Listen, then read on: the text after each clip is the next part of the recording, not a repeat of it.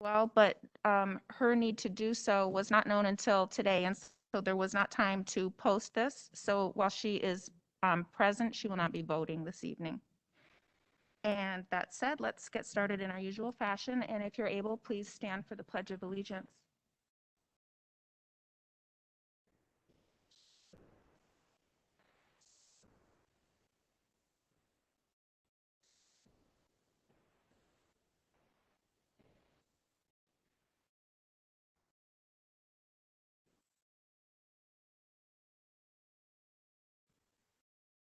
And I think I forgot to mention that I'll be presiding this evening. Okay, and we're going to get started first with a Committee on Special Education biannual report provided by Jamie Bear.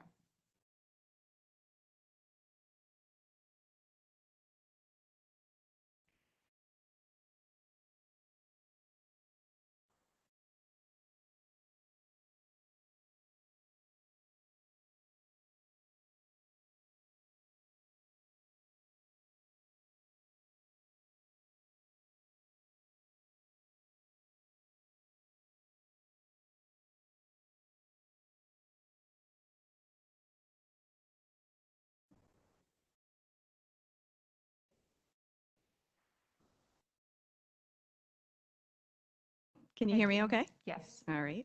My name is Jamie Bear. I'm the CSE chairperson, CPSE chairperson, and 504 coordinator for the district. And this is the biannual report. For time's sake, I'm actually going to dive right into taking a look and doing a deep dive into our numbers. And what I'm going to do is start off with our 504 numbers for the past few years so that we can take a look at the trends for minimally 5 years. So hopefully the charts, and I can help explain the charts as we go through. Okay. We're gonna, if you need clarification about what 504 is, I can take questions at the end and I can go back to that slide, but I'm actually gonna just dive right in. So for the previous years, you can see the numbers of the elementary students who have 504 plans, and we went back all the way from 2014-15 until 2021. At the elementary school this current year, we had 8 students with 504 plans. In the junior senior high school, we had 22 students in 2021 with 504 plans to make a total students in the district that are serviced through a 504 plan to 30 students. I did graph the data so that we can actually take a look at it that way as well. So that's the next slide. But you can just take a second and look all the way back from 2014. 17-18, we had 46 students in the district with a 504 plan, and that's been a drop in 2021. For initial referrals to 504 at the elementary school, this is just for 2021. In the report that I submitted to you all, you also have the data of referrals for 1920 as well. But for the presentation, I'm just going to focus on 2021 for that. So we had 2 referrals in the elementary school for 504 plans. Of those 2 students, one was CSE eligible. And that's one thing we do sit at the table, the committee. We do record reviews. We look at our come in. We do a deep dive. We do classroom observations. We connect with outside providers to get further information on students to determine eligibility. And we sit down as a committee to determine if the student has a physical or a mental impairment that substantially limits life activity. And if so, they would qualify for a 504 plan. And if we feel the student would qualify under IDEA, which is a student who has a disability under CSE, then we have that discussion right there at that point as well. At the secondary level, initial referrals to 504 were 5 students. Of those 5 students, one was CSE eligible. Here's a graph of the 504 trends from 2014 to current. You could see a spike in 17-18 and 18-19, and since then a drop, even since 1920.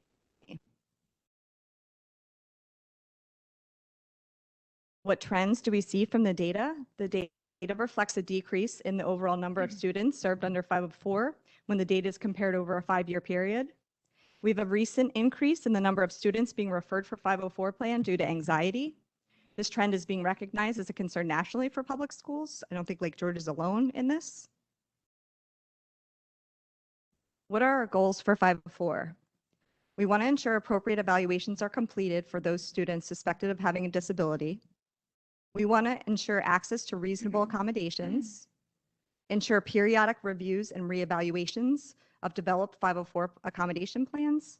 We also want to ensure that all professionals who work with a student with a 504 plan has access to the copy of the student's plan and professional development on how to meet those needs of those students. I'm going to go into the CSE information. So there's 13 categories of disabilities under the federal law IDEA. The committee works together to determine if a student is eligible for special ed services, related services, and accommodations. You know, this chart has a lot of information on it, so I'm going to try and break it down for us. CPSE, these are preschoolers with disabilities. So if you look at the 2021 year, we had 6 preschoolers with disabilities in our district. For CSE classified students for school age, at the elementary school, we had 41 students this year who had an IEP. In the junior senior high school, we had 56 students to total 97 students with IEPs in our district. When we looked at percentages, we're at 13.8% identified. In 18-19, we were at 15.1%. Last year in 19-20, we had 12.3%. So I do want to talk about the percentage increase, and I will get to this in my presentation, but we had an influx of 14 students with IEPs move into the district after COVID. These are our out-of-district placements. This is something that we're really proud of here at Lake George. We want our students here as much as possible. We try our best to try the least restrictive environment for as long as we can. And it's something we pride ourselves in. We want to keep our kids in district. But there are times that students' needs are intensive and their management needs are more intensive, and the needs would be best met in a program that's a better fit for them. It's something the committee, we're very serious about it, and we want to exhaust all of our options within the district first if we can. We had 6 students in 2021 that were placed out of district. In 19-20, we had 5 students. If you look back at 2015 and 16, we had 14 students. And in 14-15, we had 17 students placed out of district. So I think I'm really proud of all of us for that decrease. More data on CSE. So we had 1 initial eligibility meeting for a preschooler this year, and we also had one student who was declassified. At the elementary school, and this is just this previous year, we had 9 initial eligibility meetings. We had 1 student who was ineligible, and as you can see in the data for the elementary school, we had 9 students move into district with an IEP. This is post-COVID closure. And I have to say, most of them showed up the first week of school. So we did such a great job to meet the needs of all of the learners. And they had a very successful year, our students who moved in. We had 1 student transition from CPSE into the elementary school with an IEP. We also had 3 students since this move out of district who had IEPs. At the secondary level, the junior senior high school, we had 3 initial eligibility meetings. We had 5 students move into district with an IEP. We had 1 student enroll in the TASK program, and that student's enrolled in the TASK program next school year. However, although the student is enrolled, it is considered one of the dropouts. So that's the way the state's definition of a dropout, even if they change a program into a TASK program, it is one of those 2 students who have dropped out. So we had 2 students drop out of school this past year who have IEPs. This is the graph of the number of CSE identified students, so it kind of helps with the trends.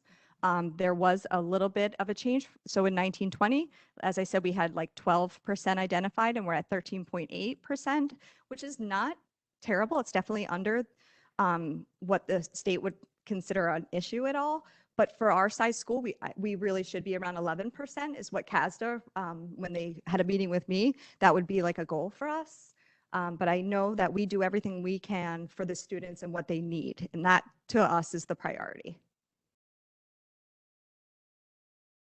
Trends for CSE. There's an overall decrease in the percentage of CSE identified students in the past 5 years, but we're still above the recommended percentage for our size school. There's a decrease in the number of students in out-of-district placements. And I wanted to mention as well, worth noting that I already discussed, there's an influx of students with disabilities, 14 students altogether, who moved into district after COVID closure. Overall observations, this is just my professional opinion. More students are being identified with social emotional and or executive function needs, anxiety, depression, mood disorders, school phobia, executive function disorder, which impact their learning. What are goals for CSE? To ensure that we provide high quality specialized instruction meeting the unique needs of each individual student. To ensure that all of our IEPs are in compliance. To maintain accountability to state reporting systems, and that we meet those timelines that we need to for state performance indicators. To ensure that the system to track and account for students, the STAC system, is up to date and accurate to ensure timely reimbursements. I don't know if you guys know the STAC system, but it's it's like the MS-DOS archaic system. That's I think my biggest challenge. And we want to provide access to the least restrictive environment to the greatest extent possible for all students with disabilities. And another goal for CSE is to ensure parental involvement and collaboration in the CSE process. Any questions?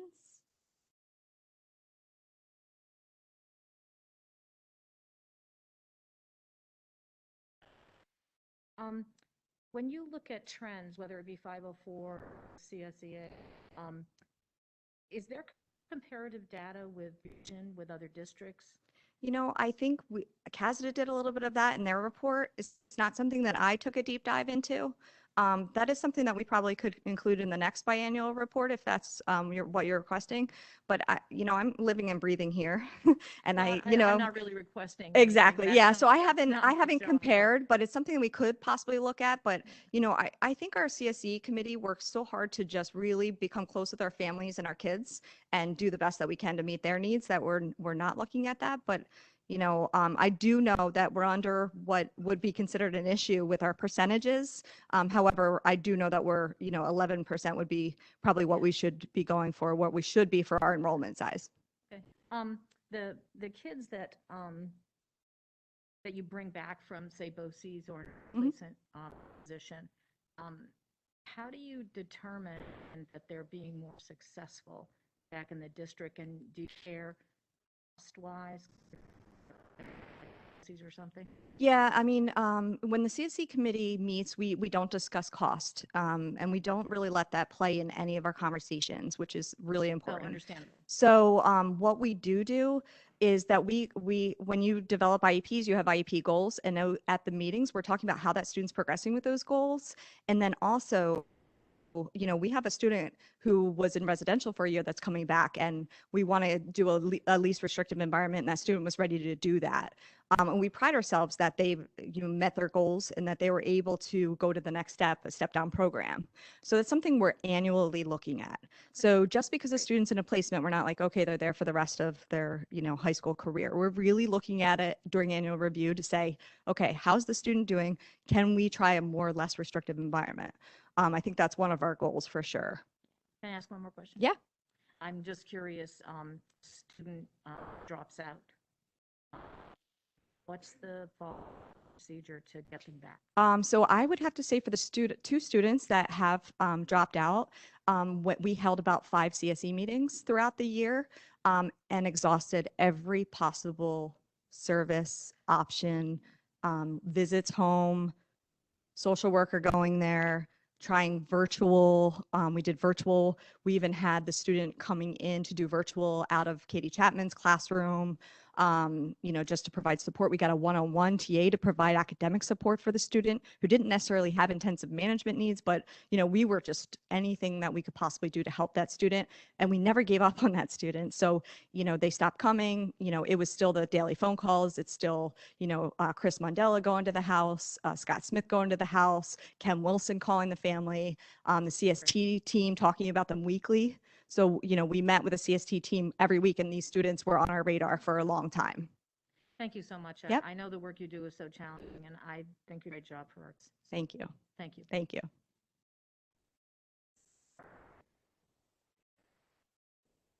I've got a question. Yeah. Just understanding a little bit. My initial work. Yep. Yes.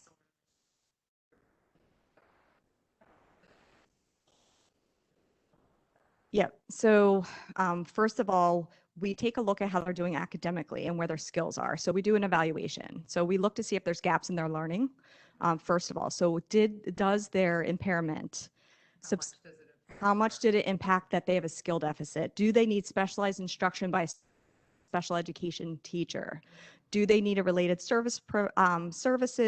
But you're right, it's a slippery slope because our conversation that we have there is, what does this student need classroom accommodations and counseling, which would be more of a 504 plan, or does this student need supplemental services, consultant teacher services, resource room services? Because the minimum requirement for services if a student qualifies is 2 hours a week.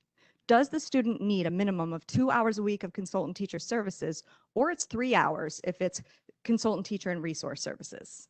So we take a look at their reading levels. We take a look at the data through the RTI system that Ken Wilson does for the junior senior high school and Ginny Munshine does for the elementary school. They have beautiful spreadsheets that show us where they are at, if they've declined at all in their skills or their performance in the classroom. We also look at their grades and how they're doing on assessments. So it's kind of, it's that, it is. So what we do, if they're not performing in the classroom, we really try to do a full evaluation, because how do you know, right? So how do you know if it's 504 or CSE unless you have that data that comes to the table? So we truly try, on those trickier situations, we try to do a full eval so that we have information about any skill deficits. Do you find the physicians regionally are helpful? Yeah, I do. I think, we have some other outside providers that we work with too. And, I don't know if you saw in the Board of Ed report, but we consult with Dr. Passon, a psychiatrist. We consult with any of the providers that the students have, but we have a behaviorist we work with. We have Dr. Gina Cosgrove, who's an expert in students with autism. So we've really kind of channeled out to reach out to our experts to help us make these decisions. A quick question, Jamie. With the increase in anxiety and executive functioning, well, I had two questions actually. I don't see that as a category under the idea, the 13 categories there. And do you think, so where do those children get categorized? And do you think that will be its own category? That's a great question. So it's under other health impairment. Some students who have anxiety but also have an emotional disability that could be classified under ED. So it really kind of depends. We kind of rely a lot on our experts that we bring to the table on that. Would this be a student classified ED, or is this other health impairment? Because anxiety isn't often alone. Sometimes it's with, ADHD, or sometimes it's with bipolar. It could, be with also other things. But and then the second question you asked, do I think anxiety will be a different classification? There's some trainings that I've gone to that they've actually mentioned that executive functioning itself might become a 14th category. And anxiety and attention falls under that executive functioning, and also social emotional modulation. That falls all under executive functioning disorder. And thank you. And then I was just thinking with the increase with that increased need in that category, has that made a shift for the professionals in terms of, development, for needs for you in the district? Yes, 100%. So we, because of the students who are presenting with anxiety the way it is, that's why we worked very hard to develop Katie Chapman's program. That's attached to Steve Clark's office. I know he's going to be more part-time next year, but he's still going to be working with us, particularly to service the students in the program. And we are servicing students who present with anxiety, who have 504 plans and who have IEPs. So Katie works with both. And, it's what we're finding is that when we are mixing students with anxiety with students with learning disabilities or intellectual disabilities, they weren't we weren't meeting their individual needs. Because students with the learning disabilities or intellectual disabilities, they needed a lot of the reteaching. They needed things broken down, simplified. The students with anxiety needed a safe place. They needed extra help with assignments so they felt more confident. They needed test prep. It was a different type of need. So the way that we're servicing them now in the resource model in Katie's room, I think is a better fit for their needs. And I pride ourselves on the school doing that for them. Even that they were able to do virtual from her room this year. And she's just a very kind person. And, the students developed a great relationship with her, and she's good with them. And, we also have the wellness room that Kim created too for students who may not have a 504 plan or an IEP. And that helped a lot of students too. So we just have a lot of resources, but our social workers and our counseling department's been very busy. I do think that like in a small school like this, it is really nice, like your answer to Lynn, there's an issue, it's like there's this resource pile here and people can and around and provide student needs, and that's Yeah, I pride us on doing whatever we can to help kids. yeah, it's really Those are the conversations we have, whether it's at CST, CSE meetings, 504 meetings, and we hear the parents too. They have a voice of what they say, and we want to adjust things. Like, they know their child. And if their child is struggling at home and we hear they are, then we need to help the best that we can here to make it a successful experience for them as much as we can. Marie. I want to thank you for the presentation, and you did a great job. Thank you. Thanks for answering all the questions. Sure. Yeah. All right. Jamie, can you hear me? Sorry. Hi, Jamie. Hi. Hi. Hi. I had questions, but they were all asked and all Okay. answered. I just wanted to say thank you very much for an excellent presentation and also for the work that you do. So thank you very much. Can you hear me, Jamie? I can. Can you hear me?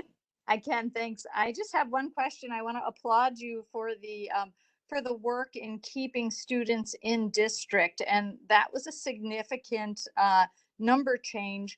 Curious what you attribute it to. Is it a greater tolerance for learning differences? Is it expertise that we now have? Do you have any understanding of how that came to be? Yeah, well, first thing is the requirements of the state in regards to least restrictive environment. You really need to prove that you have increased the duration and frequency of services and that you've offered least restrictive and the student wasn't successful. So the state's requiring a lot of that.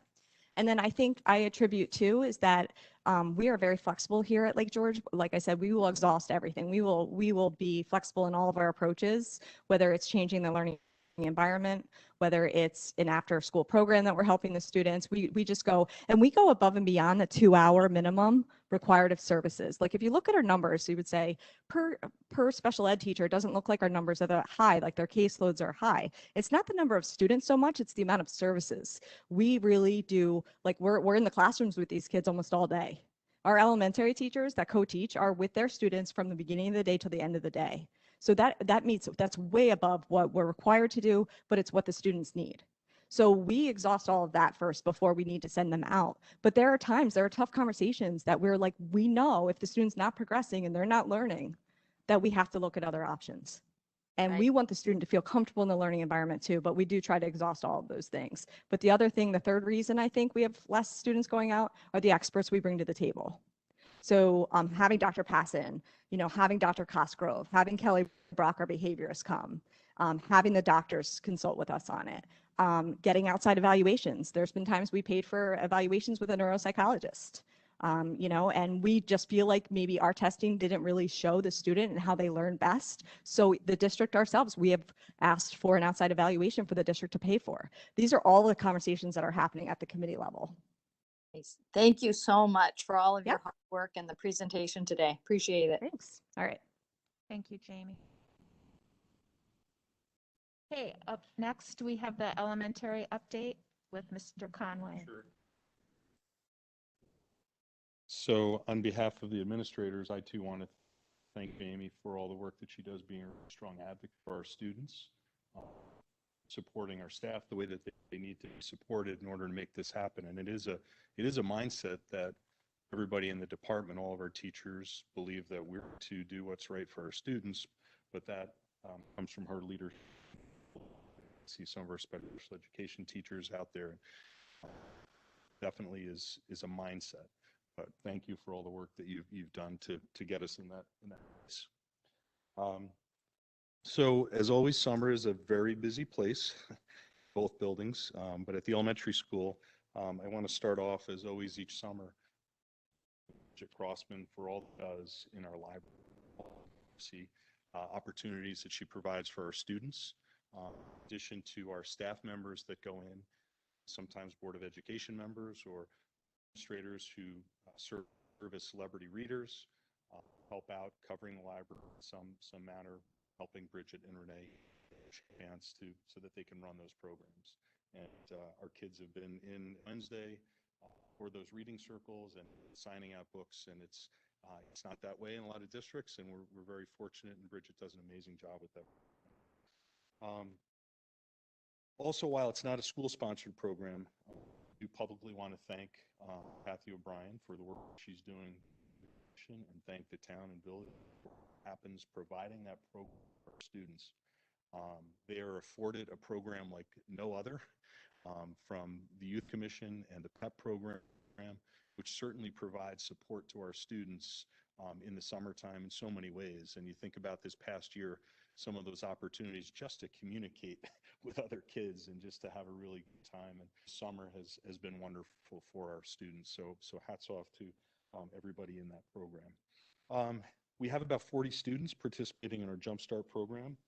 That's students going in to grades K through 6. Our teachers, great job preparing for the program, delivering instruction every day from 8 to 10:30. Kids get a good block of math. It supports them. It's a little bit later this year, which we're going to talk about that, and it may be a nice time to do that in the future. I'll talk to the staff. Timing for students preparing that sooner to the start of the school year, but proud of the work that's going on Jumpstart. We had our summer educational cabinet meeting today, and as you know, cabinets are shared decision-making body. At the summer meeting, we really do a few things. We take a look at our parent survey information.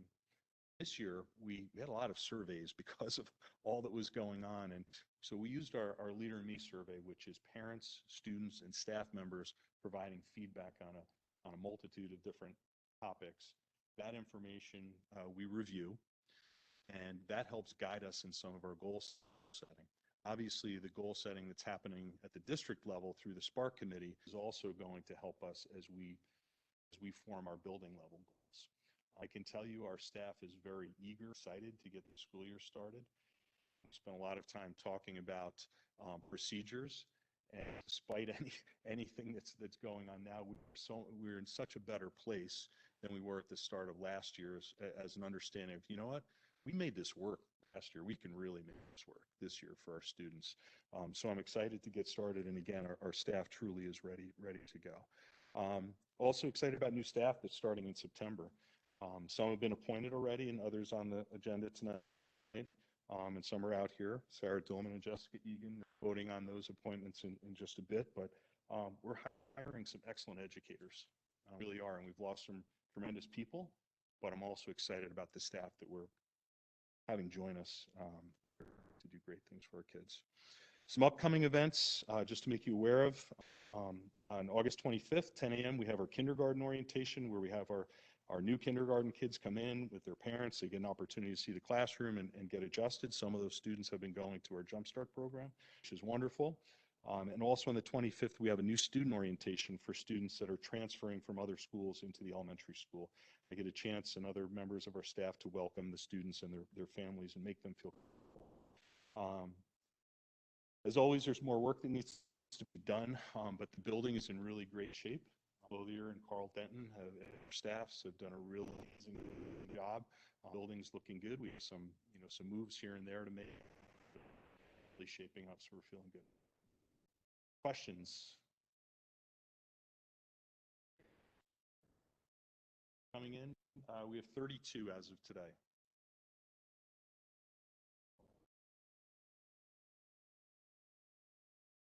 Any other questions for Jim? Thank Nice you. to hear about all the positive opportunities for children this summer, Jim. Thank you. Okay, we don't have a secondary update this evening. However, Bonnie Hart and Chris Mandela are in the audience if board members have questions.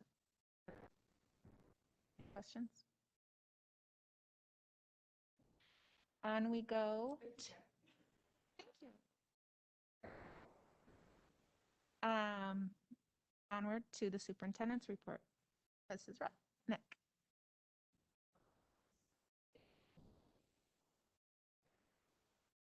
So the first one will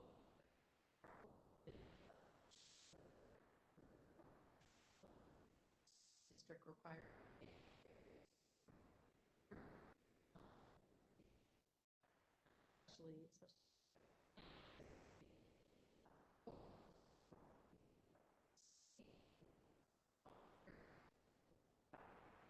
Team and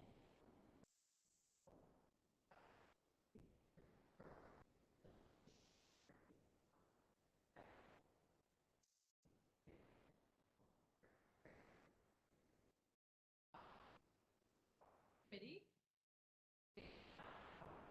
Last year we had this year I have facilitators.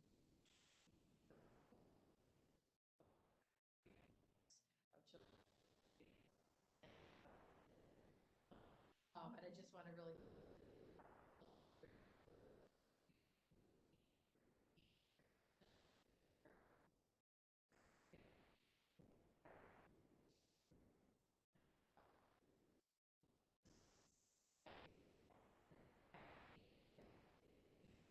superintendent to be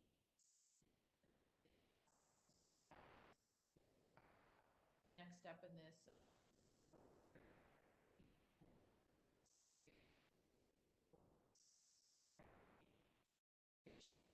Food service.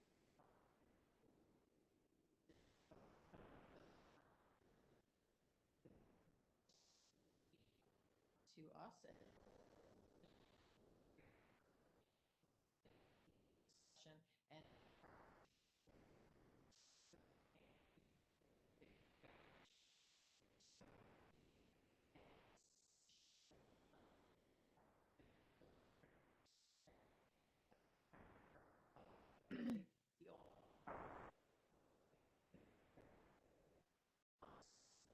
yes, the plan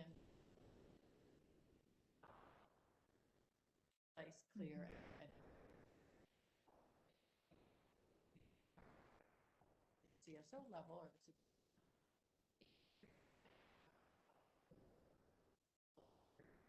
or the 17th.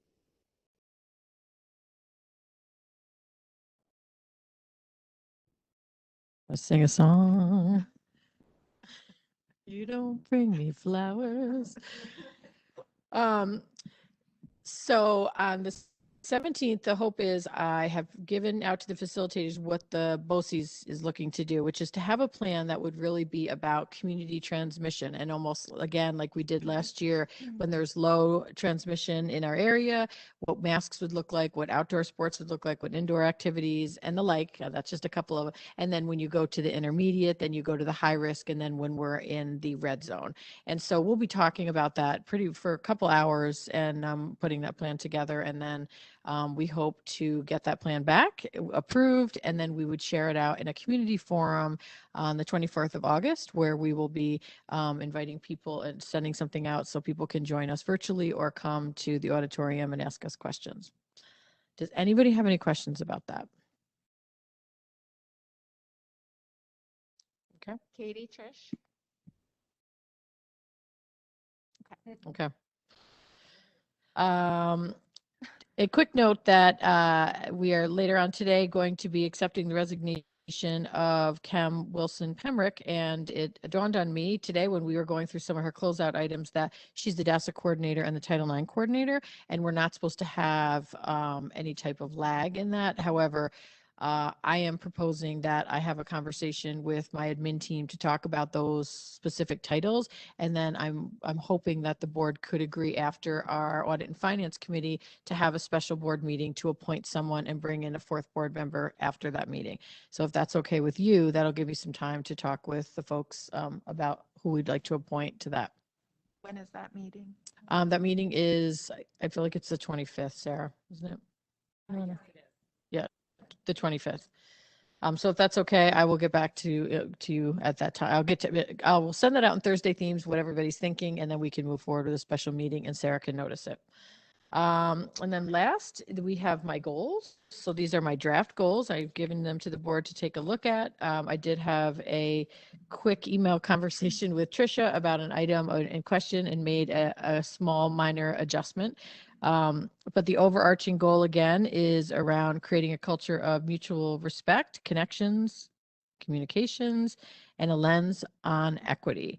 Again, just making sure that we are really intentionally focusing on relationships and connections with both between staff members and also children and family. And Megan and I have been having some really fun conversations. We're hoping we can pull off what we'd like to for opening day, which would really start our school year off with that theme.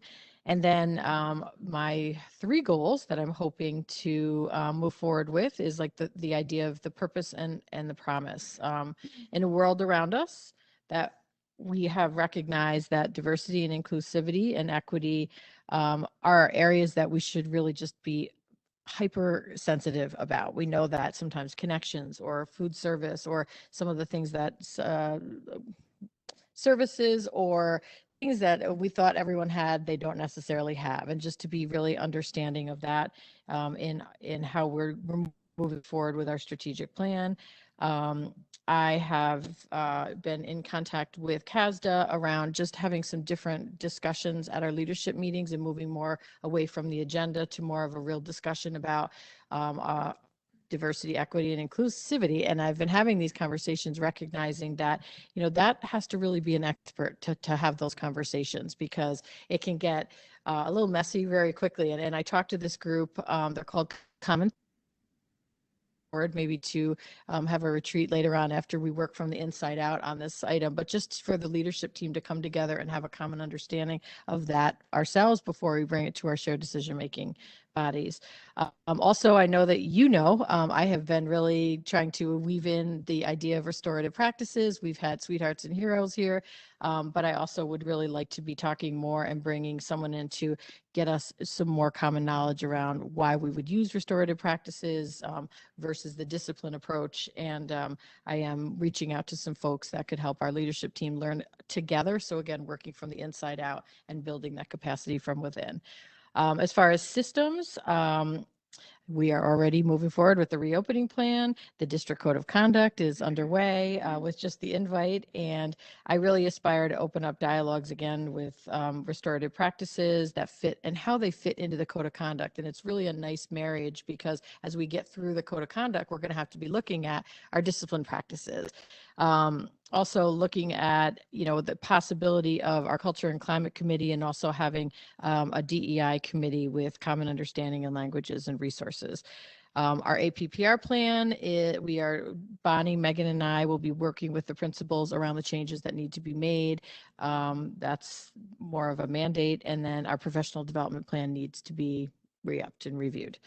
And then communication to also support the board's goal that we really want to be streamlining our communication. As you know, this district is amazing with communication, and sometimes we run with something and it works, and that's great. Remind is an example of that. We recognize that we wanted to use Remind to communicate with families. The families told us very quickly they liked that, and so we started to move in that direction. But we also have School Messenger, so looking at more of the alignment and communication plan of the who, what, why, and also what's working for people. So you hate to say what's working, what you like, the ease of it, and then the purpose behind how we do that. Also, we've done a lot of work as a team on structures and systems around LGEA hiring process, and where do we house those other than the places that the internal staff know.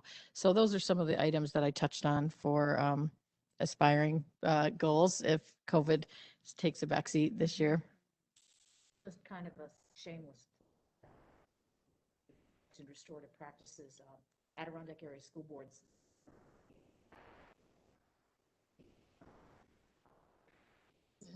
So districts, members or non-members are, so we have a great panel. Yes. Board members. And one also a really neat plug that came out of a goal that we accomplished last year was the LGEA hiring process, and a need that came out of that was, can we look into a new teacher orientation program that other school districts do. So I applaud Megan. She took that and ran with it. Has been working with the principals, and we've got that scheduled, and you'll get an invite to that in Thursday theme. So it's really good momentum going with that. Lynn, Yes. I really want to take a moment to compliment you on these goals. I really liked them. I thought they're really well written, and they're like concise, and they just systematically touch on so many of important items. So thank you on that. I hope they support your goals, and then we'll be working with the principals and leadership Yeah. team to see what they can do to support our goals.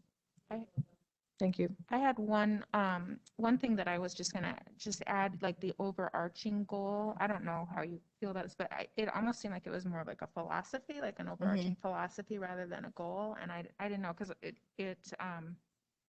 don't know if other people had thoughts when they read that or not, but No, it's that's a little yeah, bit feedback. Yeah, I agree. I thought they were real. Does anybody else have comments or questions for Lynn? Trish, Katie? I can just reiterate what Marianne said. Lynn, these are excellent. They're very timely, and they focus on the professional development and communications. These are things that we've heard from the community, and we've worked with, at the board table too. So thank you for that thoughtfulness, and thank you for, using where we were with our board draft goals as a place so that we can have them complement one another and support one another.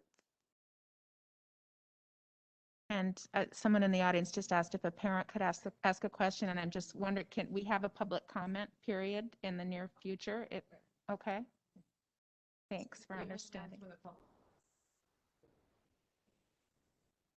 Okay, so if we're all set, we'll move on to the athletic committee report. Melissa Seal.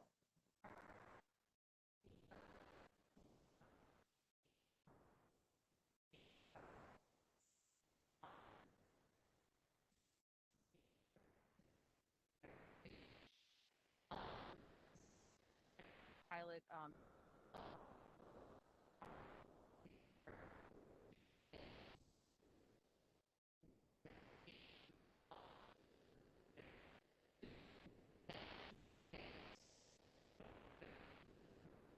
director that each circumstance is different, standing between and then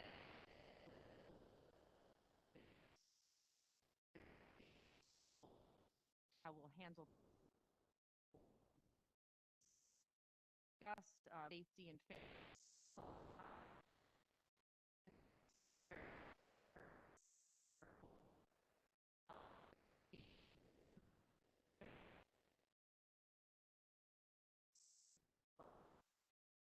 Okay, so all right. So safety and fairness, playing time was a concern discussed. And the student must declare a primary and a secondary. The pros on this is the team connections and, giving the availability of students to participate in multiple sports and helping others in those sports. Cons were the conflicts and the pressure of playing two sports. Felt it was important, a checklist and a procedure for each student. After 1 year, how successful this program is. these assessment, needs, wants, dreams, coaches, and we're continue this discussion through the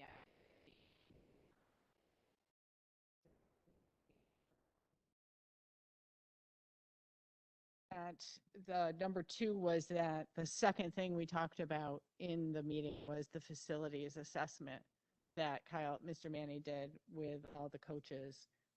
And they mentioned their needs, their wants, their dreams. So the first part of the meeting was about the pilot, 1-year pilot. The second part was about the facilities assessment. So yeah, it's not going to be it's going to be a procedure, not a policy. So it's not something you're going to vote on. Right. And so, and the only question I had, I wrote in here, how will it be evaluated at the end of the 1 year? I didn't ask that during the meeting, and I had that question, so I just wrote it in because I forgot, but maybe talk about, yeah. So that was good, thanks. Any questions for Melissa? Okay. Okay. Next up, Audit and Finance Committee report, Katie Bruning. Hello, can you hear me okay? Yes. Okay. So we had our Audit and Finance Committee meeting on July 22nd, and the first item on the agenda was the committee calendar for the year, and we have all the dates, which is essentially the third or fourth Wednesday of each month, and those are listed on the district website. So we meet monthly. The next item was capital project, a list of items that are requiring remediation or completion were reviewed, and Rick Clothier and Tetra Tech are monitoring the progress on the wrap up of those few items for the capital project. The bus garage building condition survey, noted that the bus garage roof is currently leaking in 5 places, and the 2020 building condition survey indicated that the bus garage roof condition is unsatisfactory and showed an estimated cost of $413,000 to remedy it. Tetra Tech will be contacted regarding the options for that situation. The next item is some grants. There's a CRSSA grant and the ARP grant. The first grant, the CRSSA grant, was $523,930, and the ARP was almost $1.2 million. And those two grants combined, minus a 20% that was set aside from those grants, we were required to set aside 20% for, of the second grant for remediation for any potential learning loss. But the balance of those are going to be used to fund our heating, ventilation, and cooling equipment in order to improve air quality. So that will be a great opportunity to upgrade that system and improve our air quality. In that new project overview, the HVAC, which is the heating, ventilation, and cooling replacement, will be done in both the high school and the elementary school in accordance with state contract pricing. And subsequent to that meeting, the equipment supplier notified the district that the prices will be increasing 30% on September 1st, and some additional funding options have been researched, and there is a plan in place for that. For our new bus, we got a Greene County Commercial Bank was the lowest bidder at 0.3% interest, and so the Greene County Commercial Bank will be where our bus that's who we'll be using for our bus purchase. And the final item that we discussed was the school business official vacancy, and we talked about that school business official being a certified versus a civil service position. We also talked about the civil service job description, what that looked like. We also reviewed the New York State Association of School Business Officials salary survey, the Wish We BOCES salary survey, and we discussed what the job description for Lake George and also what the posting would look like. And in the July meeting, we had talked about a timeline for posting those jobs and reviewing and interviewing. And in the meantime, the possibility of extending the interim position for the school business official for 1.5 to 2 years was discussed at the committee meeting level. Lynn Durway, who's our current interim school board official, has expressed an interest in extending her interim timeframe. And at the Audit and Finance Committee meeting, we discussed that option of having an experienced school business official who is familiar with our district for a longer interim period. From a financial standpoint, in our discussion, we realized that it would be a cost savings because there would be no benefits that would be paid. And the administration is reviewing the option of extending the time frame with the possibility of a recommendation to the board next month. So does anybody have any thoughts, comments, questions on that particular opportunity that the district has? I think it's a blessing if we're able to maintain her and have that consistency for 2 years. So I'm red because I think it goes green, then it goes red. Can you hear me though? Yes. I think it's a blessing that we're able to maintain consistency. All right, give me something here. Thanks. Maintain consistency with the school business official, such as Lynn. She's such an asset. We're lucky to have her. And given the fact that we might be able to, she has contact with a pool of other school business officials and might be able to help us out in future endeavors to secure a good business official. I think it's just a win-win situation all around. Thank you. Does anyone else have a comment or question for Katie? Yeah, it's a opportunity for her. She's a quality person, and as Melissa said, her contacts are invaluable. Because we've had area school districts in our region who have been going out for searching for a business official, and it's been pretty paltry. And the last school was Whitehall, and they ended up hiring someone from Vermont. So, because they couldn't find anybody in New York that was going to do the job. So anyway, I think we're fortunate. Can you hear me? Oh, yes, Tricia. Go ahead. I just wanted to voice my support. I thank you, Lynn, for, extending an interest to have your time longer with Lake George. And I would appreciate that consistency and dedication to the district. So thank you. Thanks, Tricia. Okay. We are down to board development committee report. Lynn King.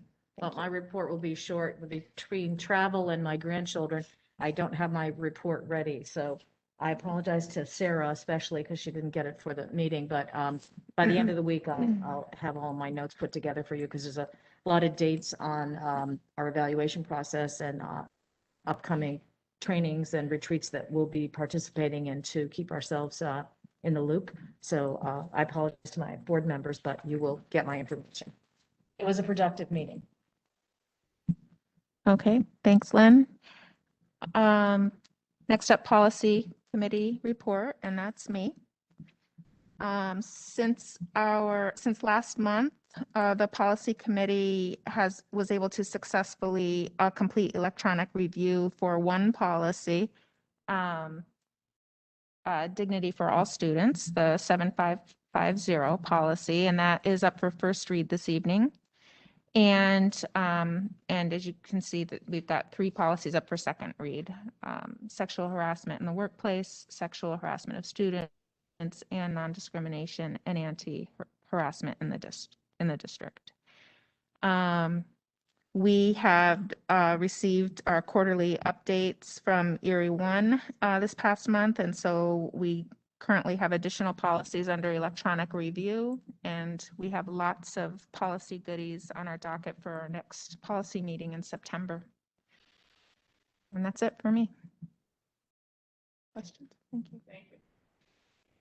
Okay, and next we are going to take a look at our board goals, 2021-22 board goals. And Tricia? Hi, everybody. Hi. So this process with our goals, it really started through our board self-evaluation and looking at the goals we set last year, some of the things that came up in the past year. And we've had a chance to discuss them a little bit at the July meeting and then hone them individually electronically. And we've brought them down to 3 committees: communication and board development.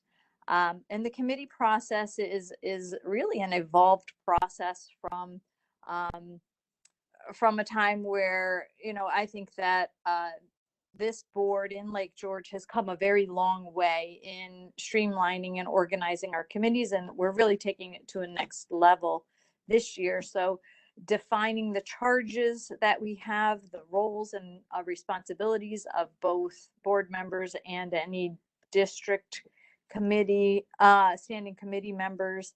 And then there's a note in here also about reviewing the charges from district committees and then reviewing the shared decision-making plan implementation, which was something that was brought forth last year and lives in that committee realm.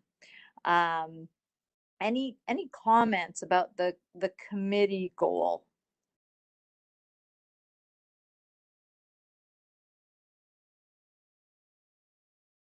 I'll make a comment, Tricia. I really love this goal for a couple of reasons.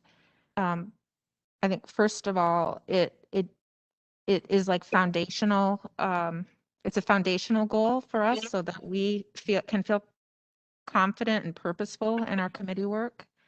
But I also really like it because we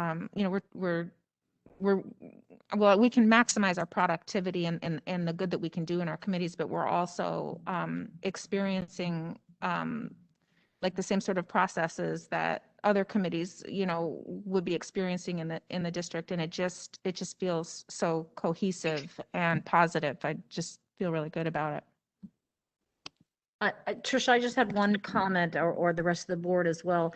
I'm wondering if the first bullet and the third bullet, if we could almost combine that to make one statement instead of 2. They're kind of talking about the same thing, defining the charge and the involvement of the board members. So we could maybe kind of compress that a little.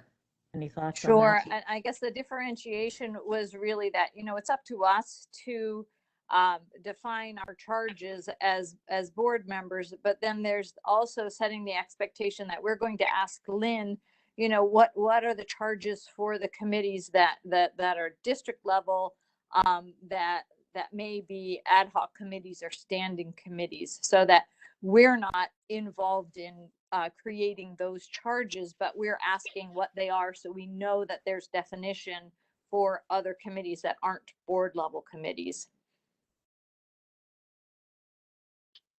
Okay. Yeah.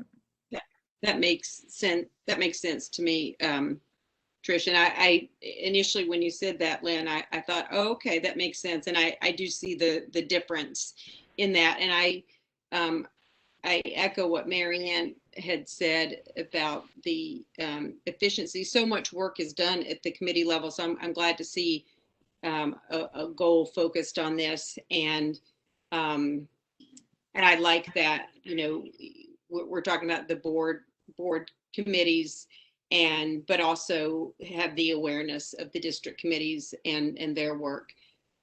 So I really like how this is written.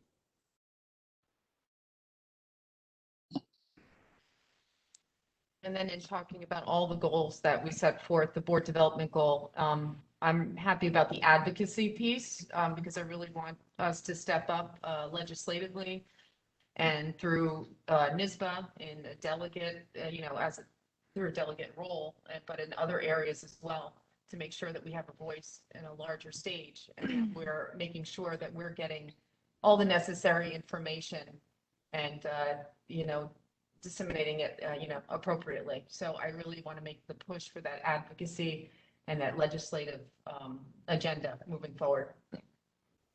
Yeah, that's a really important piece.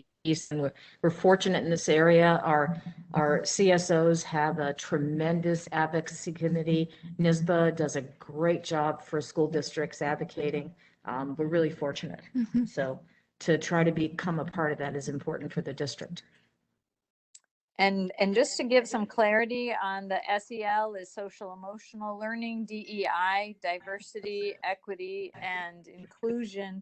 And those were suggestions that Lynn Rotnick put forward, really, and I thought they were tremendous to help us as a board expand our understanding, because these are initiatives that are going to be talked about and implemented at the district level and with the Lynn and her leadership team. So Lynn, thank you for leaning in and giving that guidance. You're welcome. And then I think the communication goal also is, very much in lockstep with our work with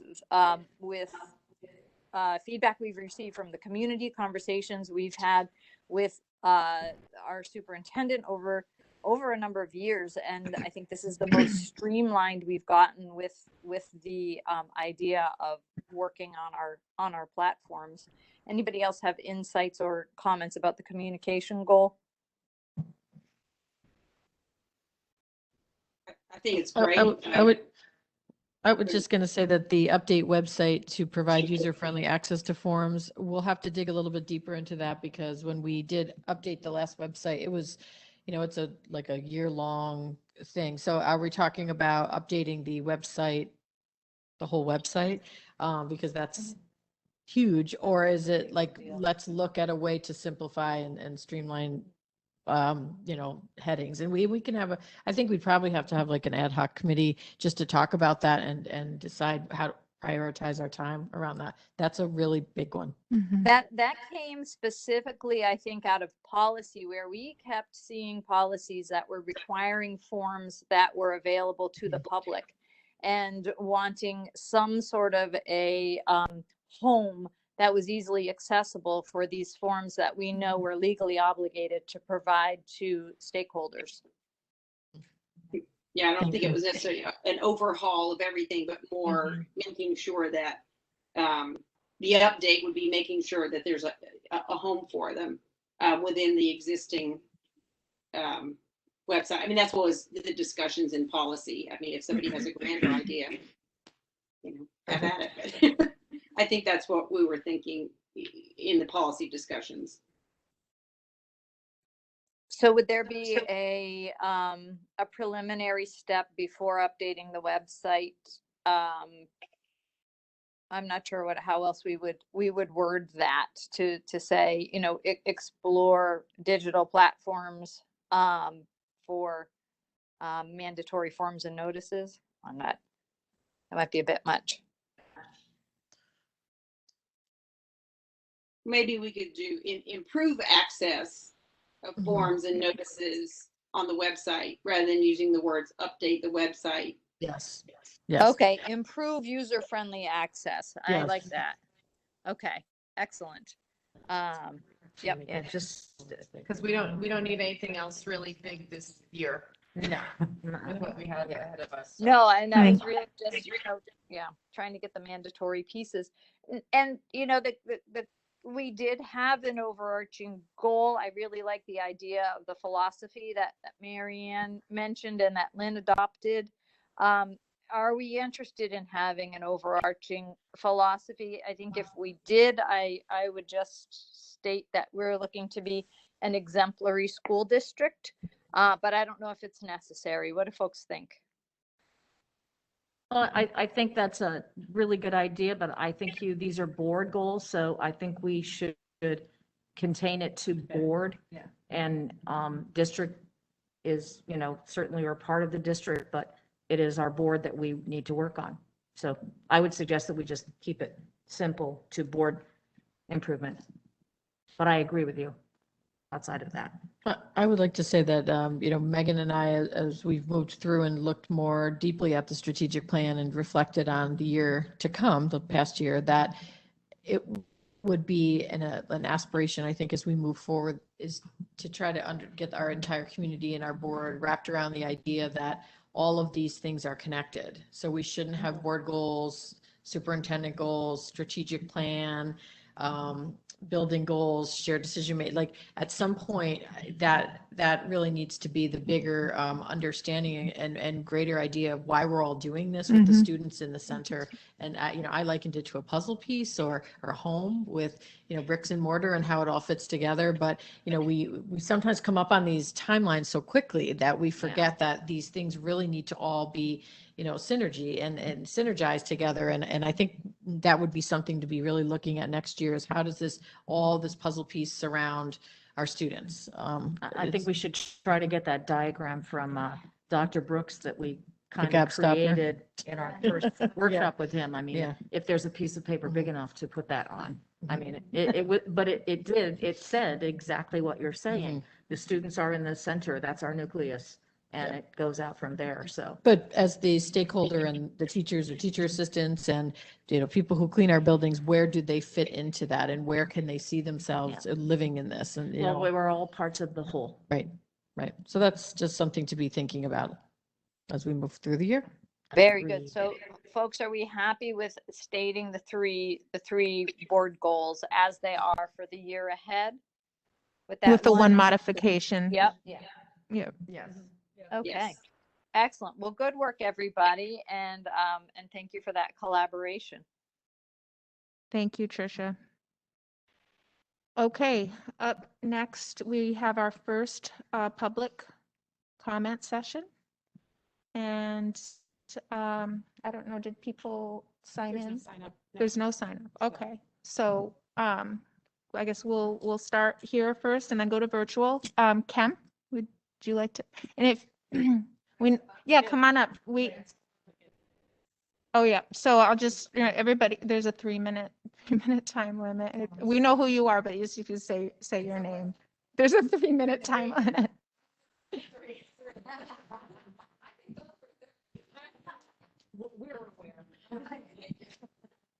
Go ahead, so this is Kim.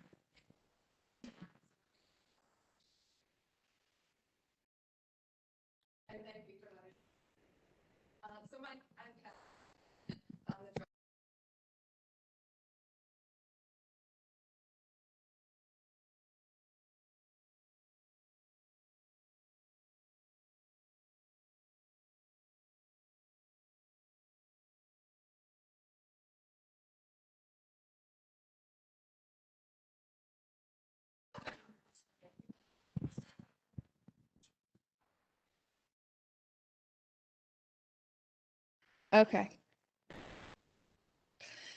So 1 week from today marks the end of my 17 years at Lake George. That's 17 years of proms, graduations, thousands and thousands of sports photos, countless celebrations, and yes, our share of tragedy as well. And most importantly, innumerable loving, caring, didn't even get through the first paragraph, relationships with students, parents, faculty, and staff. I spent most of my time here as a literacy specialist, and yes, I work to help kids close the reading gap, but I also work to support them in other ways, giving them a safe space and a safe person to go to when they felt anxious frustrated, unheard. I was their advocate. Sorry.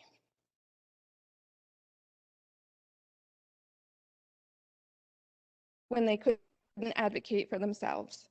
It was challenging, and systems that impact students in this way are hard to change. And tradition is often the subduer of innovation. But I persisted, knowing that when I rest my head at the end of the day, I did what was right for kids every day.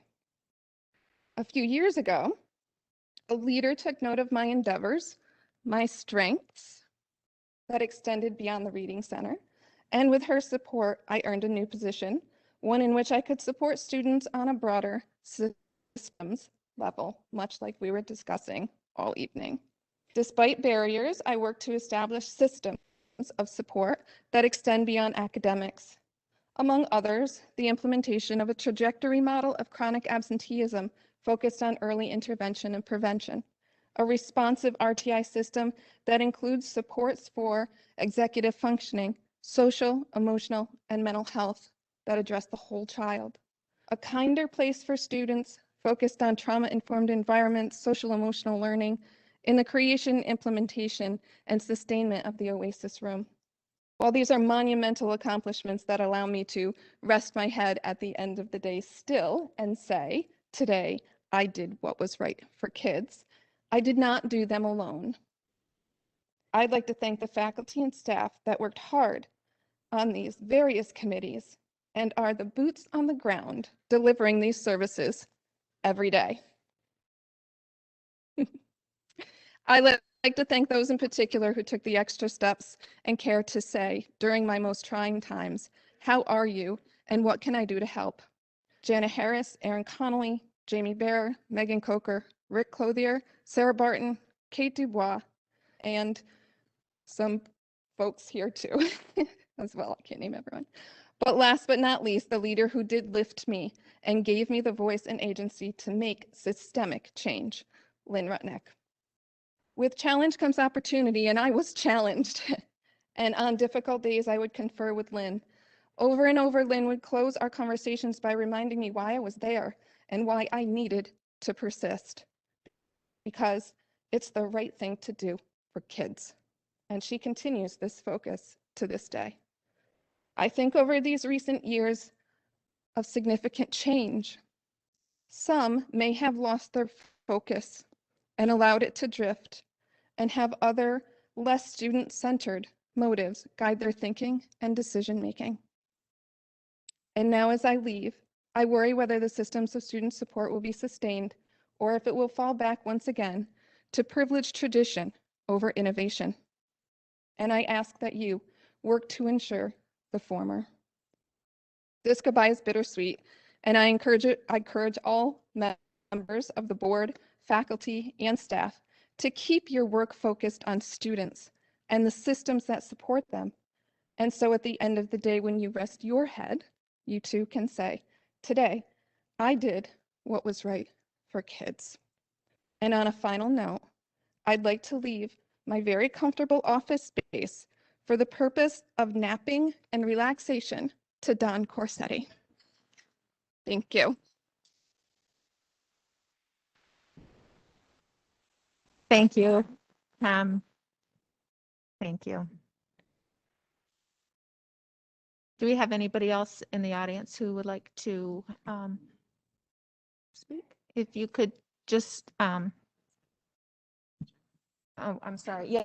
Yes, I'm sorry. And I just want to remind you that this public speaking session, there are two of them, and this one is to make comments on the items that we have spoken of on the agenda this evening.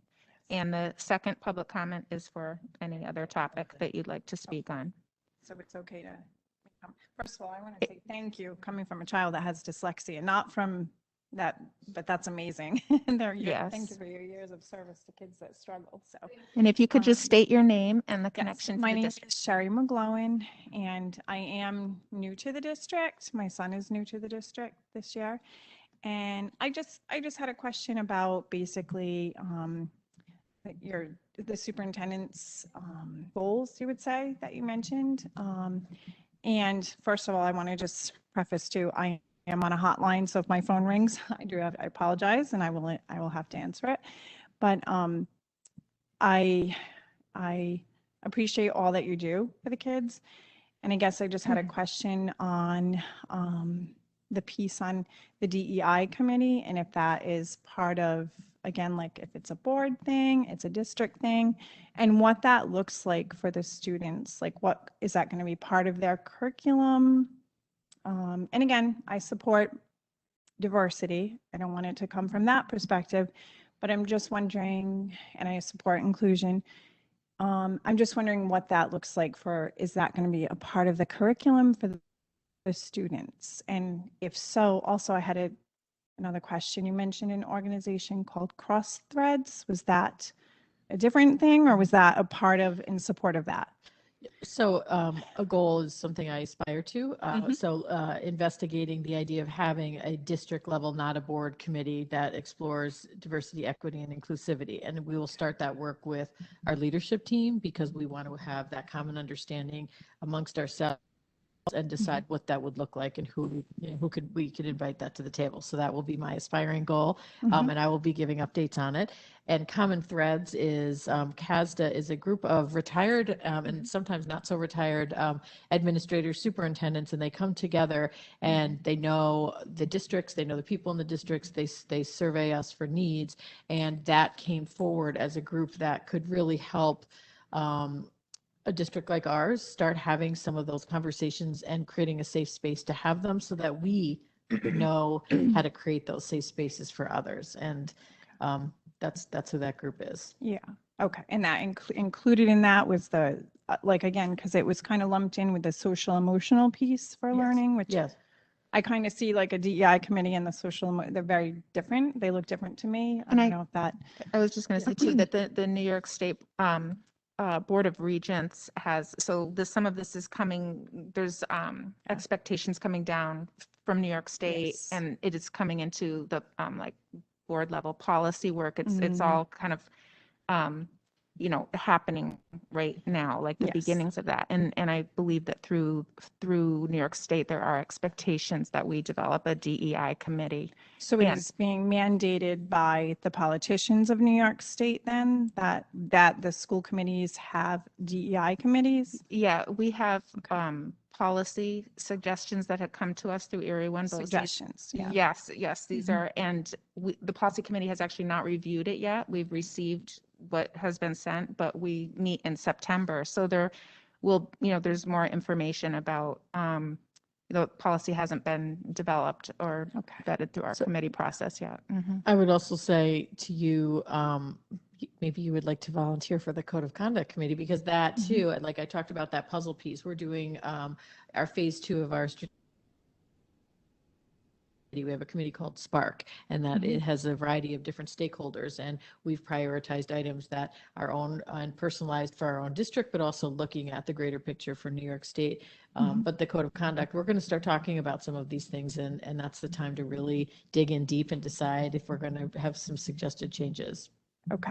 So, yeah, And because you said I believe in diversity, but I do. But And I don't know what diversity means to you. It might mean different to me. So we've got to have that commonality in those discussions to decide what it means to all of us. Well, again, I do, this is, I guess I'm just going to straightforward say it. This is what, and I understand diversity, I understand equity, inclusion, and DEI committees, even in the work that I do. But what I guess my concern is, and I know this is a concern for many schools across the, is like critical race theory going to be implemented into the children's learning curriculum? I'll just put it out there. Great question. Yeah. We have not had that discussion, but I'm not going to say that it won't be a discussion, but no decision has been made about that in our curricular discussions. And we have a process internally at our board level where that would be discussed. That would come up to a committee discussion from our social studies teachers and our English teachers and our principals. And it would be a very open discussion where if that's what we decided to do in our curriculum, then we would talk about it and have a community forum. I will tell you, just like I'm telling you and everyone here today, I'm not the expert on DEI. However, I have lived a life and a profession, and that's been the main focus of it. It's what I believe in my heart. But what you believe in and I believe in, even just the word diversity, we need to define that and find that commonality. And so when you say you would suggest that I join like a Spark committee, is that like a checks and balances? Is that what you're stating, or? No, I'm Or is saying it we would part love of- to hear your voice. We'd love Yeah. to have you at the table. We want to hear we want to hear people's perspectives, and we will consider them as we move forward to make those decisions. Okay, yeah. And I do have concerns with some of that.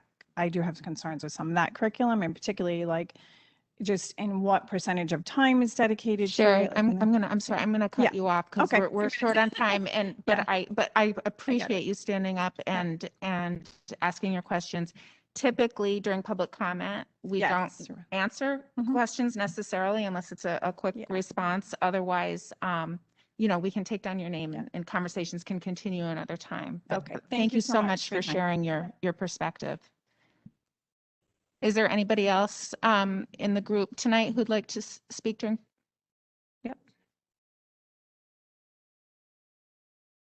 Hello, my name's Amanda Dewars, and I'm actually up here to kind of go up what she was talking about. I can't, I have to express that what's going on in the world around us and states that are creeping around us it is a concern as a parent, and I have a lot invested in our community. I am worried not for policy, I'm worried more for, I know that the federal government is willing to give money to introduce this kind of critical race theory to our children. And I just want to know, I guess feel safe that we will have as a community a part in this process, because as a parent, and I've lived life in many different states other than Lake George, I guess what I'm trying to say is there's a place where kids need to learn, and then there's a job that parents need to do. And I just want to make sure those boundaries aren't crossed. And so that was kind of my concern with critical race theory. I just want it to be something that is kind of like obvious to the rest of us, something that's not going to be, I don't want to say it looks bad. I don't want to say it's going to be shoved under the rug or something that you pop up and you're like, oh my gosh, I just want to be able to know that the community will have a part in this decision with our school. So that was my concern, is I know that grants are being given to schools to implement this academic instruction, and I just want to know that we as a community and parents have an active role in it. And I will be taking part in that email received, because I do believe that's important. So Thank you, that's a Amanda. question, but- And stay tuned, because I do believe that the DEI committee that will eventually likely be established, it will be calling on community members to be a part of it. So I hope, keep that in your mind. And when you see that Oh, definitely. invitation come out, I got it writing and Right. questions and any of that. All Right. right, thank you. Thank you.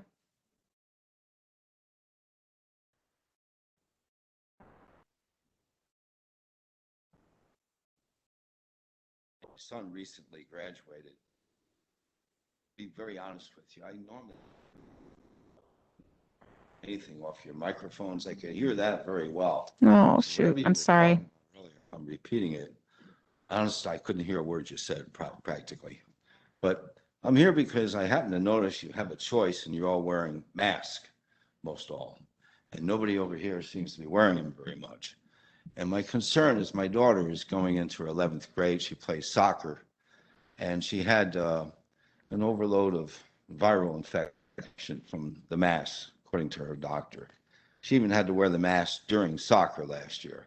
And we can all hear about what you think is recommended from the CDC or whatever else you hear, but I suspect you're going to be asking our children to wear masks based on what I'm seeing today. I'm asking you to reconsider, because I don't know, and maybe someone could answer the question, how many people K through 12 were diagnosed with COVID last year in this school? And again, how many went to the hospital and were hospitalized? Does anyone know the answer to that question? Because if you do, I'd like to know it. And if you don't know it, you're not in a position to make any real decisions, because this is critical information. Because also, I know there was more hospitalizations from sports last year than there was COVID, from what I can tell of people I know. I'm asking that, I don't know if you've made the decision yet about children wearing masks, but I would really, in the strongest of terms, urge you to let the parents make some decisions here. Because you can make a choice to wear it, and I respect you for making that choice. But we should have something of the same, because there's nothing that's only a recommendation from the CDC. I'm not hearing anything out of the Warren County Health Department. The residents of Warren County have had at least one shot, 18 plus. But if there's really no infections happening, if there's more people get hurt every day from sports and whatever. But if there's no hospitalizations from our children during the last year, I don't see why these masks would be such an important thing, particularly because on the other side, there is illnesses created by those masks for the children wearing them all day long and all night long for sports. I ask you to consider that strongly. Thank you, Thank you. Rod. Thanks for standing up and offering your perspective. Go ahead. I'm sorry. Can you hear me now? Thank you. Thank you for sharing your perspective. I also want to remind you or let you know that I think Mrs. Rutnick mentioned the meeting. It's August 24th. I forget what time, at 5 o'clock. And that's where the plan will be reviewed and discussed. It's a community forum. And the people who are fueling this information it's a large collaborative committee of stakeholders, community members, and professionals with expertise. And so stay tuned, and I hope you can tune into that meeting. And I certainly will. And I Yeah. would request that someone could bring the data as to how many children were hospitalized last year, how many were noted as having COVID, not the flu, the COVID, and how many were hospitalized, and also the teachers. How many teachers were hospitalized last year from the school system? I think it would be very important to note that information. thank you. Thank you, very much. Rod. Anybody else? Okay. Okay. And I think maybe this will be our last, because I think we're running up past our 15 minutes. Or So does I'm somebody- kind of hitting off what Rod said. Okay. Because as of August 5th, here in Warren County in Lake George, we are at 69.4% vaccinated. That's very close to herd immunity. So my concern is just like his. You know, these kids want to be normal. The masks that we are giving them to wear are no better than a paper towel. You know, the only thing that stops the transmission of COVID-19 is an N95 that is fitted to your face, with goggles as well, and plastic gloves and a gown. That's what we wear into isolation rooms at Glens Falls Hospital. We don't allow our kids to wear that here. The masks aren't working. The vaccinations kind of are working, but not really. We live in a very safe area. We're lucky. We're not in cities where there's a majority of people and the population is great. We're up here on the mountain. We're pretty safe. We really are from the outside world. For now, we really are. And I'm just asking for normalcy for my kids, because another thing I've noticed too, and I'm not, a medical profession, and I'm not, I'm not on that level, but I do see a lot of anxiety, depression. All of what has come with this pandemic is hitting these kids hard. So that is why I feel the same way Rod does too. I want to represent the kids. I'm all about the kids. I'm not about popularity. I'm not about whether people like me or not. I'm about that. I'm about our kids. They want normalcy. This isn't normal. Having kids wear masks while they're exercising is not normal. Our school population is low. You know, we can have these kids socially distanced safely with the amount of kids we have in each classroom. I think, Amanda, I know my time's we're up but on it. Yeah. I just wanted to hit off Rod said, because I do keep up on the vaccination of our area and the infection rate as well. Thank you. Thanks, Amanda, for your perspective. And I do want to say, is there anybody attending virtually who had a comment? Megan, is that?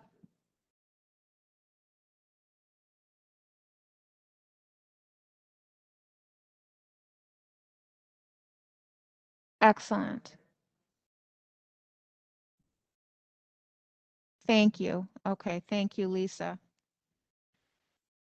Okay, whoop, last one. All right, Kim, hi. Go ahead. Mhm. I too would like to be, so have concerns to all of you. Do appreciate everybody, the staff, for this last year. Just everybody did such a great job. A lot of applause and respect.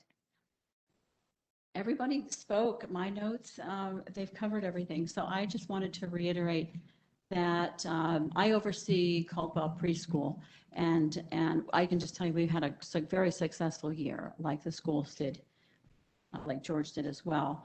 And I just want to say that I also feel that the students should not be in masks. I know this is not the meeting for that, but my daughter did suffer from a viral load, and a lot of the some of the pediatricians had said that many students had come in June with this laryngitis and a heavy load on their system, so they had to take different antibiotics and things as well. So I just wanted to reiterate that I would like to see us mask-free. I was sad to see you all in masks, but hopefully we'll all be out. A lot of teachers have expressed to me throughout the summer so far that they're hoping not to be, that we can stay in normal mode and continue in normal mode. And if we have to go into masks, if something comes up, then that's what we'll have to do. A friend of mine went to the Warren County Department of Health meeting for hospitality, and she had sent me this, that 78.2% of the Warren County over 18 have received at least one dose of the vaccination. And again, somebody just said that 67.4% overall of our population here. And of the last 100 cases in this county, everything was south of us. And they said Lake George is free and clear. We're really good. Very, very few outbreaks here. So I think we can all feel pretty confident. I just want to give a counterpoint to some, just so we could look at all ends. One of the things that we're seeing at Glens Falls Pediatrics is we're seeing an increase in numbers. In fact, we have a 12-year-old that's hospitalized at this time at Glens Falls Hospital. And one of the things that we are seeing is that vaccinated individuals are testing positive for COVID, and they're carrying it. And one of the concerns that we're having moving forward, and we're all learning this as we go along. None of us are complete experts on COVID, and we should all know that by now because things change frequently. But we are seeing an increase in numbers, and we're seeing kids get sick. So that's just something to consider. Even though we do have a high vaccinated population, it still can be carried by vaccinated individuals. And one of the concerns are for the immunosuppressed population and for kids that can't get vaccinated, what does that look like? And as time goes on, we're gathering more information. So I'm not saying that this is a definitive answer, but I do want to give you an alternative view of what we're seeing. Okay. I think it's really important for me to make a statement Go ahead. about my goals. Mhm. I don't want anyone to leave this room walking out of here thinking that DEI means critical race theory. As a matter of fact, couldn't be the opposite from what I'm thinking. I look at equity as meeting every single individual where they are and moving forward. It's like personalizing experiences for children and adults. I look at inclusivity as students who walk in here from haves and have-nots, students with IEPs, 504s, and making sure that we're meeting them where they're at and moving forward. I look at diversity as diversity in thought. It could be diversity in your background, your religious background, your where you come from. I'm not looking at diversity, equity, and inclusivity as bringing forth critical race theory. That is about anti-racism. That's a whole component of the items that could or could not be talked about. But I want to be crystal clear with the board. That's not what I'm doing. That's a curricular discussion. So does everyone understand that? Yes, Lynn. Thank Okay, you for I just wanted making to be that crystal clear about clarification. that. And from what I've seen with Mr. Conway at the elementary school and also with you and Mr. Kokoza, that you've done a great job helping those families and those children with the cafeteria. and with various means that you've done. I just thought that needed to be Yeah, clear. no, I don't thank want you. people to walk out of here Yeah. and think that. Yes. Kim, thank you for your perspective. I appreciate it. Okay, I think we need to move on at this point, and thank you to everybody who had comments this evening. Up next, we have got yes, our school business consent agenda. As recommended by the superintendent, be it resolved that the Board of Education of the Lake George Central School District hereby approves the school business consent agenda, items A through M. Move approval. We have first, do we have a second? Melissa, all in favor? Aye. Aye. Any opposed? Wait, before you move forward, the district safety plan is in that, so we do need to pull that. Okay. Just an update, the district safety plan, it's summer, we haven't had a time to really talk about it. There are some suggestions that I made around bringing forth an anonymous tip line, the incident command folks and the after action team. So I would like to propose that you just pull that so we have another month to talk about that with my admin team. Please and thank you. And we also need to review the building plans, but Okay. everybody needed to go on vacation. Is that all set then? Okay, so the consent agenda minus the district's level safety plan. Okay. So moved. Melissa, second? Okay. All in favor? Aye. Aye. Opposed? Opposed? Okay, motion carries. And, whoops, I'm sorry, I need to get up here. Action to approve the use of video conferencing. Yes, and up next we have the action to approve the use of video conferencing.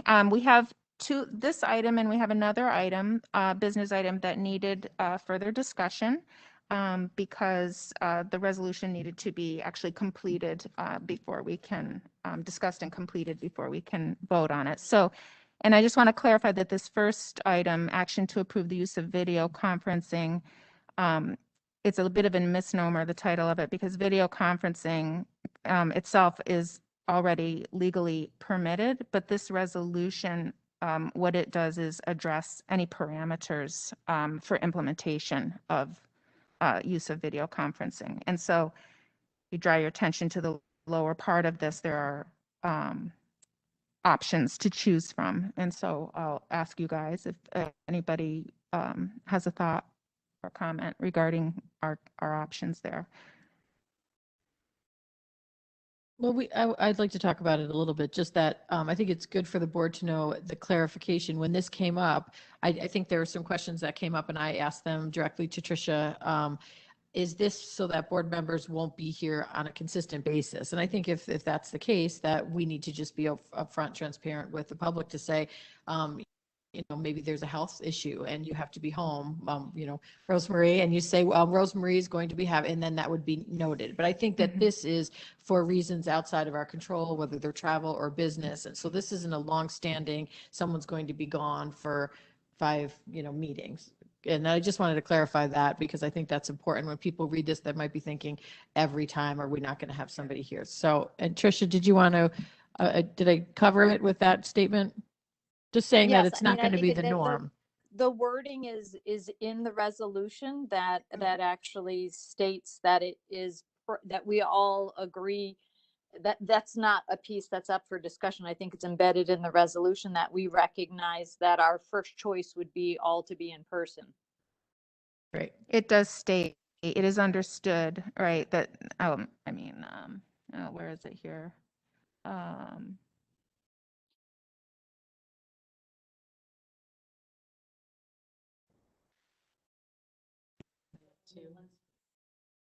It says the physical presence of members of the board at meetings is the preferred practice, but it is understood that circumstances may periodically not allow that to occur. And that use of video conferencing will support and foster the ability of members of the Board of Education to participate in board meetings when business, personal, or other reasons prevent them from being physically present for a meeting. So it doesn't denote, it's like an occasional.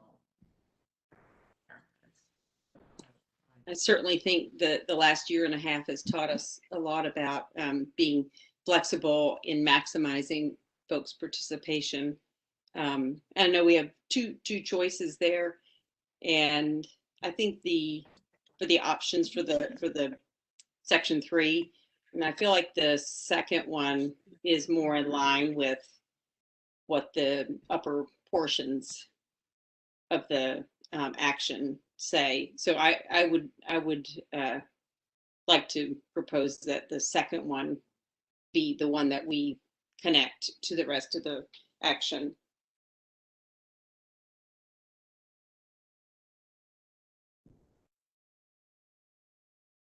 Katie, I'm sorry, I missed the last part of what you said. I was distracted.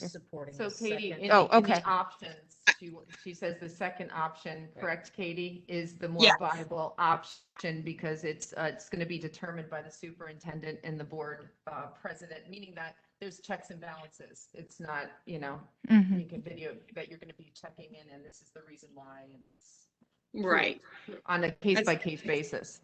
Yes, and it gives us flexibility, more flexibility. So I like that the second one makes more sense and goes with the remainder of the action.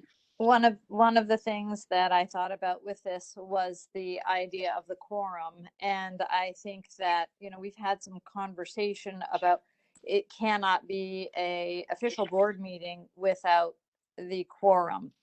And so, given the vulnerability of technology at times, I think that that's one of the things that as board president, working with Lynn, I would be looking to make sure we had a quorum physically present before we, went ahead and said whether or not we could have folks be in video conference. Should that be part of the actual? It is a actually, process. it has to go through, like it would be something that would be vetted by the superintendent and board president. And so, or vice president. And, That in and of itself is the check. and Right. balance, Okay. Right. Yeah. Right. 'Cause if we're not going to have a quorum, then, that's Moot. Yeah. and, I think like that the first option has a very narrow parameter on it, once per school year. And I think that if we have a goal of maximizing our member participation, I think that feels really restrictive to me. So I think the second option is sensible, in my opinion. I agree. I think the second option is better for us, and especially during COVID. Yeah. So, I think we're all in agreement at this point. Yeah. Okay. So do we feel like we can move ahead with a vote on this at this point then? Everybody comfortable? Okay. Let's see if I can get it right. Go ahead. As recommended by the superintendent, be it resolved that the Board of Education of the Lake George Central School District hereby approves the following as it relates to action to approve the use of video conferencing and using option number 2. If it is determined by the superintendent and board president or board vice president that the video conferencing is reasonable and can be reasonably accomplished, arrangements shall be made and the appropriate public notice shall be issued. So moved. Do we have a second? Lynn, Melissa, and then Lynn. All in favor? Aye. Aye. Any opposed? And the motion carries.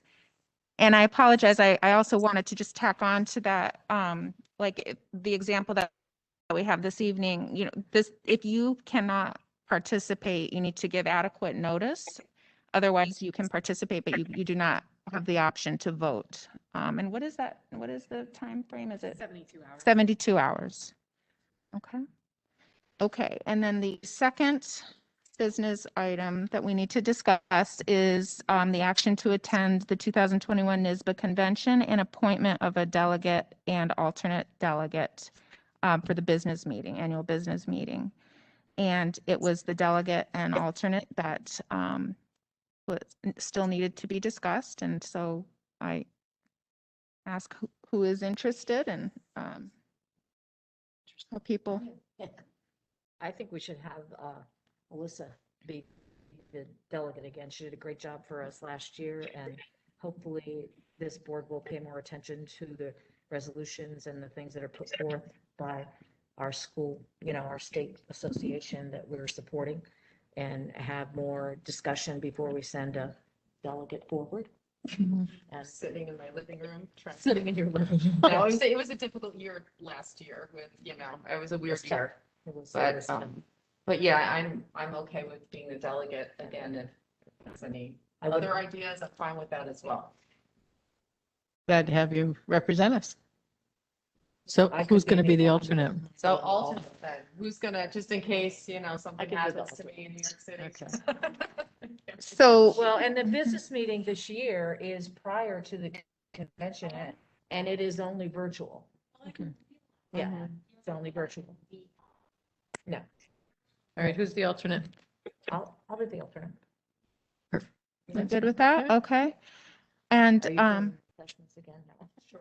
and can I just suggest too that when the resolution packet comes out, I think it would be good if we had like in board discussions, some sort of reflection on that, because I think it is very hard to deal with that independently. It's a pretty thick packet. Okay, so we're ready to go ahead. As recommended by the superintendent, be it resolved that the Board of Education of the Lake George Central School District hereby approves the Board of Education's attendance at the annual NYSBA convention from October 24th through October 26th, 2021. The delegate will be Melissa Seal and Lynn King will be the alternate delegate. Can I get a motion? I'll make a motion. Second? Rosemary first. Do we have a second? Janine? All in favor? Aye. Any opposed? Motion carries. Very good. Okay, next up, faculty staff recognition consent agenda. Resignation. Oh, I'm sorry, faculty staff resignation consent agenda. Pardon.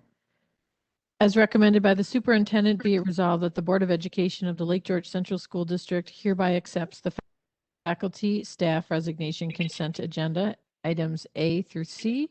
And I would also like to give a special good luck, farewell, and thank you to the Director of Student Support Services, Kim Wilson, as she moves on to Burn Hills.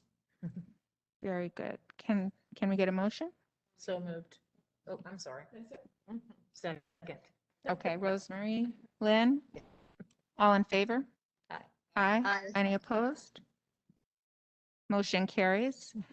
And I too would like to wish each of these individuals the best in their future endeavors. And I was disappointed that Kim was leaving, or I would have said this before, but she certainly will leave a lasting impact on this district, the programs that she helped to develop. So thank you to everybody. Okay. Faculty, staff appointments, consent agenda. As recommended by the superintendent, be it resolved that the Board of Education of the Lake George School District hereby approves the faculty staff consent appointments, items A through K. And I would like to just briefly read their names, and some of them or many of them are here. So for LGEA, instructional staff, we have Kelsey Cox. For a long-term sub, we have a new psychologist for K-12, Sarah Samscott-Dillman. We have Jessica Egan, who will be a special ed teacher at the Elm School. Kathleen Kelly, a special ed teacher at the senior high school. We'll have a long-term sub Nicole Winslow and Cody Stinson. And we have groundskeepers, Matt Petties, a cleaner, Andrew Kubricki, and food service staff, Christina Bonalski. And I think I covered it. So many of you, if you'd like to stand up, we'd like to say congratulations and welcome. Congratulations. Should we vote first? I guess we should vote, right? We didn't. Sorry, guys, sorry. It's okay. Yeah. We didn't vote yet. Don't worry, don't worry. Oh, Come on, we can vote. I mean, I'll make a motion. okay, I'm sorry. Can we have a motion? Go ahead. Yes. Janine, and second, Rosemary. Okay, sorry. All right, you guys are good. All in favor? Aye. Aye. Opposed? Motion carries. Okay. Oh, goodness. We are up to our second public comment section. Board comments and discussion. Sorry, Board of Education comments and discussion. Do we have, I think we have. I think we have someone that wants. Hey, Trish. So we can. just a moment, James. We had Board of Education comments and discussion. Was there anything else that any board member wanted to comment or discuss? Okay. Moving on to public comment session number 2. Okay. Go ahead. James McCabe. I hear a lot of, looking forward to working with Lynn. Glasses on here. I got a question for the board. As far as, I've been at, a few board meetings. I hear the same thing. Lynn's doing good, this and that. I just want to know why there hasn't been an extension on her contract.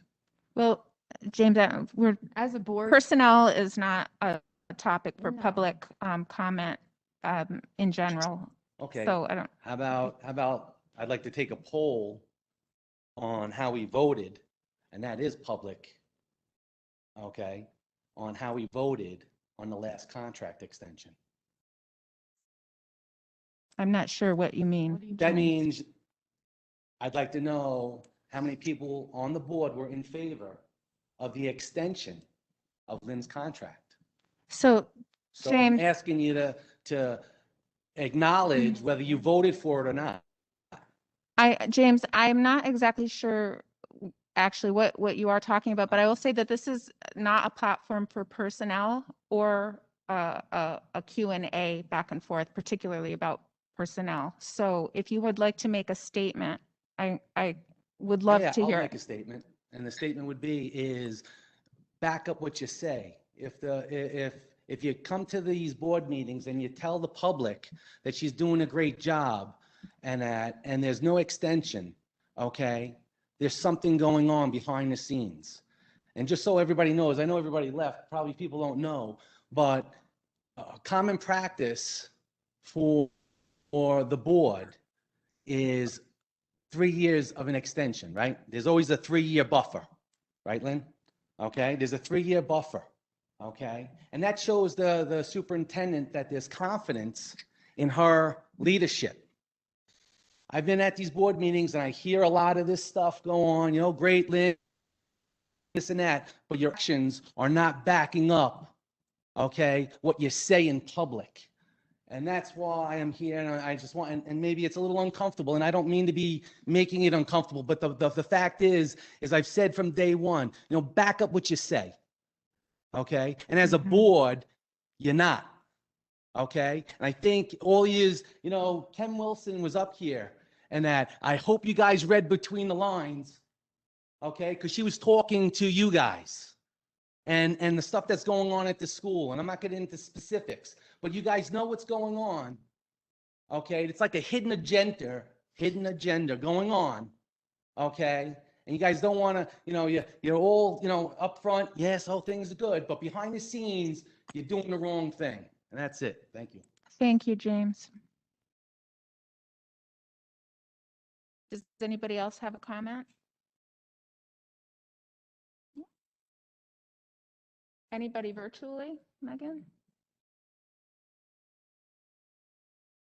Okay. So next, okay, so we are now proposing to go into into executive session for the purpose of discussion of the employment history of a particular individual inclusive of the superintendent evaluation. Can I have a motion? So moved. Melissa, Lynn, all in favor? Aye. Any Aye. opposed? Motion carries. And we will adjourn our meeting. Do I have to have a motion to adjourn our meeting or okay, we're not adjourning right now. Okay. We have no plan to come back. We're going into the. Here.